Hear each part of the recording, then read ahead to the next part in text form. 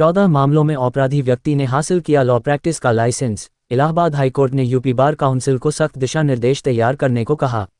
Allahabad high court ने bar council of Uttar Pradesh को law practice करने के लाइसेंस के लिए सभी नए और लंबित आवेदनों के संबंध में पुलिस रिपोर्ट मांगने का निर्देश दिया।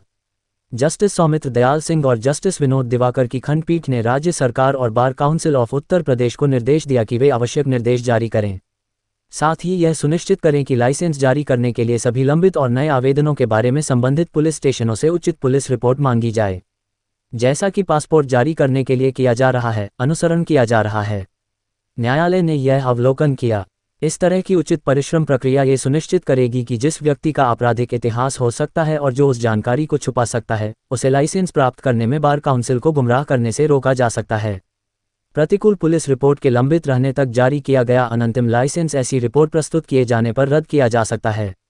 2022 में याचिकाकर्ता ने bar council of Uttar Pradesh के समक्ष निजी प्रतिवादी के खिलाफ शिकायत दर्ज की कि उसने लॉ प्रैक्टिस करने का लाइसेंस प्राप्त किया और इस तथ्य को छुपाया कि उसके खिलाफ 14 आपराधिक मामले हैं, जिनमें से 4 में उसे दोषी ठहराया गया।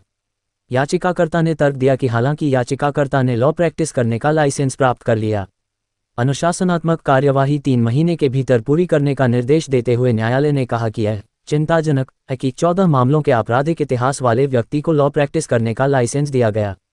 कोर्ट ने कहा, इस तरह के लाइसेंस को यदि उत्पन्न होने और या जारी रखने की अनुमति दी जाती है तो ये सामान्य रूप से समाज और विशेष रूप से कानूनी बिरादरी को नुकसान पहुंचा सकता है।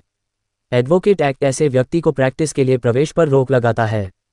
कोर्ट ने कहा कि बार काउंसिल को यह सुनिश्चित करने के लिए प्रक्रिया विकसित करनी चाहिए कि लाइसेंस देने के लिए प्राप्त सभी नए आवेदन समयबद्ध तरीके से पुलिस सत्यापन प्रक्रिया के अधीन हों। सभी आवेदक जो आपराधिक आरोपों का सामना कर रहे हैं और या दोषी ठहराए गए हैं, अपने आवेदन करने के चरण में बार काउंसिल को ऐसे मामलों की लंबितता और या सजा के किसी भी आदेश के अस्तित्व के बारे में सूचित करने के लिए बाध्य हैं।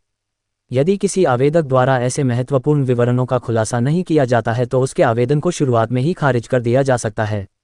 न्यायालय इस बात से आश्चर्यचकित था कि बार काउंसिल ने अपने कानूनों को लागू करने के लिए आज तक ऐसी कोई प्रक्रिया विकसित नहीं की। केस टाइटल, पवन कुमार दुबे बनाम यूपी राज्य और 3 अन्य, रिट सी नंबर 42,619/2023।